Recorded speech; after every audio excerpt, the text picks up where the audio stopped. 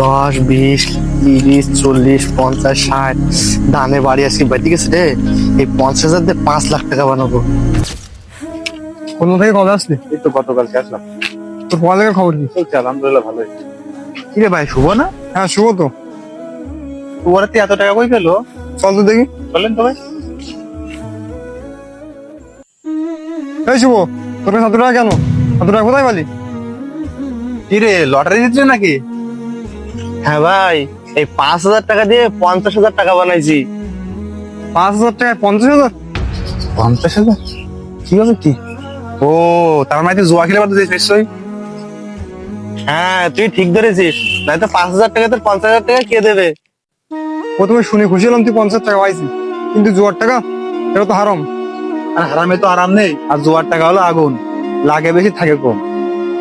যদি পারিস এই টাকা দিয়ে ভালো কিছু কর, কাজে লাগবে। আরে ভাই তুই থাম তো, এই 50,000 টাকা দিয়ে আমি 2 লাখ টাকা বানাবো। শুভ, একটা কথা শুনে রাখ, এত লোক কিন্তু ভালো না। আরে ভাই তোরা যা তো, আমার বিরক্ত করিস নে। কালকে এসে দেখবি আমার কাছে 2 লাখ টাকা থাকবে। এত লোক কিন্তু ভালো না, সাবধান থাকিস। চলে। চল।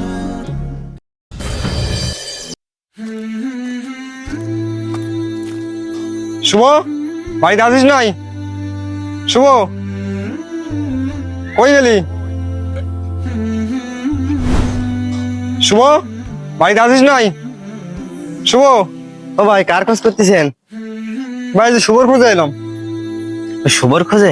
কেন, শুভর বিষয়ে কিছু জানেন না? কেন ভাই, কি হয়েছে? আমি তো কিছু জানি না। ও তো ইদানিং অনলাইনে জুয়া খেলা শুরু করেছিল। প্রথম প্রথম ভালো লাভ হতো, সেই লোভে বাড়ির গরু ছাগল শেষ পর্যন্ত বাপের ভেটি বাড়ি বন্ধ রাখতেও বাদ রাখি। পাওনাদারের নির্যাতনে ঘর বাড়ি ছাড়া কনে গেছে কেউ বলতে পারে। কি বলেন, এই অবস্থা? তাহলে তো ছেলেটি নিশ্চয়ই গেল একবার। আমি ওরে একবার নিষেধ করিলাম, কিন্তু লোভ মানুষকে অন্ধ করে দেয়। কে শোনে কার কথা? অনলাইন জুয়ার ফাঁদে হাজারো যুবক নিঃস্ব হয়ে যাচ্ছে। প্রতিনিয়ত ঘটছে এমন ঘটনা। আজই না বলুন অনলাইন জুয়াকে।